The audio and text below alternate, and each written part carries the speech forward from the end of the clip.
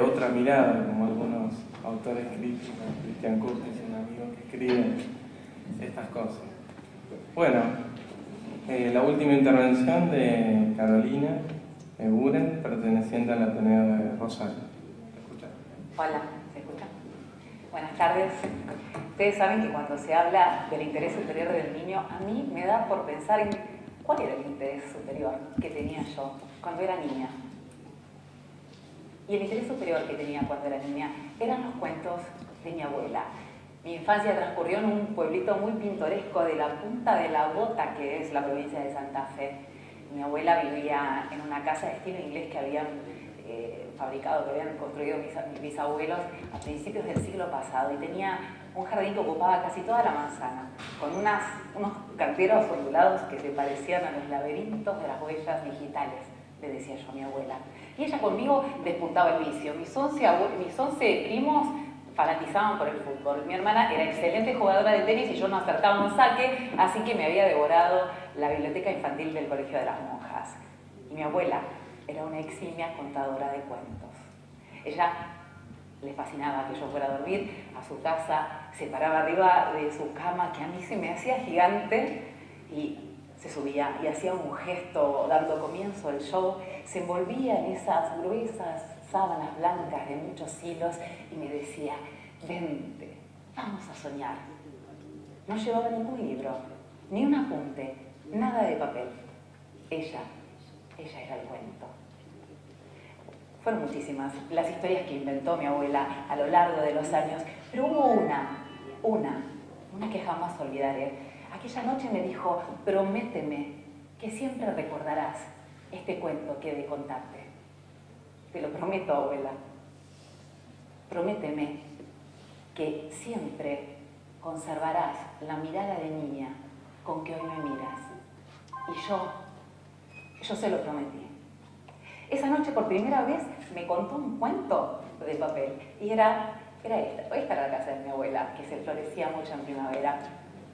Y así era mi abuela, porque dicen que no hay casa que no se parezca a su dueña, y mi abuela era una abuela encantadora de los cuentos. Y esa noche me contó El Principito.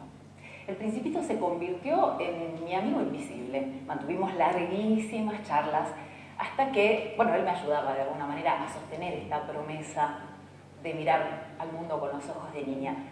Hasta que, crecí. Y ustedes saben que no es tan fácil cumplir pacta sunt servanda, la promesa a la vuelta.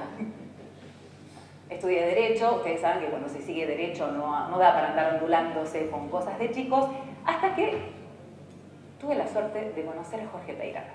Resulta que yo le tenía pánico al Derecho Procesal, me acababa de recibir y dije, exorcicemos este pánico, y me puse a hacer un curso de 2 años en Juris, y entonces descubrí para mi beneplácito que resulta que el Derecho Procesal era algo gracioso. Jorge Peirano, que en ese momento comenzaba a estar fascinado por los procesos urgentes, decía autosatisfactivas y ¡wow!, se largaba la carcajada. Claro, él sabía qué nombre ponerle a sus inventos para que al otro día todos los pasillos de tribunales hablaran de lo que él había creado. Él fue quien me mostró, quien sabía abrir la puerta para ir a jugar, y me permitió conjugar de alguna manera esa mirada de niño con el mundo de los adultos, de la gente seria. Aquí está mi etapa del derecho. Perdonen que el PowerPoint va con delay. Hace 2 meses viene Jorge y me dice: mira, Carolina, tenés que hablar de las implicancias de los fallos de la Corte Interamericana, pero jugando, que en definitiva eso es el TED. Y entonces dije, voy a recurrir a mi amiguito, El Principito. La verdad es que dudé de que me respondiera porque hacía mucho tiempo que no hablaba con él.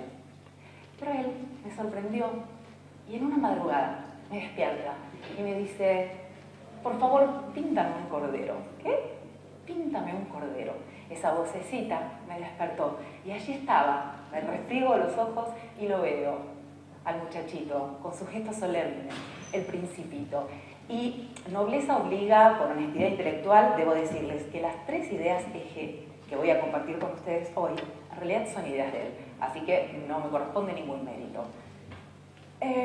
La primera idea que El Principito me señaló A partir de, yo le comentaba, ¿no?, que hacía 2 décadas era imposible pensar que los fallos de un organismo internacional podían penetrar en el torrente sanguíneo de las instituciones de nuestro país e inclusive modificar normas de derecho interno, inclusive modificar normas constitucionales, como sucedió con el caso de la última tentación de Cristo en Chile. Y también le dije que hacía 2 décadas tampoco podíamos imaginar que una grieta abierta como la que se abrió en el año 94, a través del 75, inciso 22 de la Constitución, permitiría irrigar toda una serie, un plexo de normas que se convertirían en derecho positivo directamente operativo en nuestro país. Y entonces le dije, esto es posible porque la tecnología, los transportes de vanguardia fueron creándonos una cosmovisión del mundo como si la Tierra fuera una aldea muy pequeñita. Y entonces el Principito me acotó, claro, es como mi asteroide B612, muy chiquitito.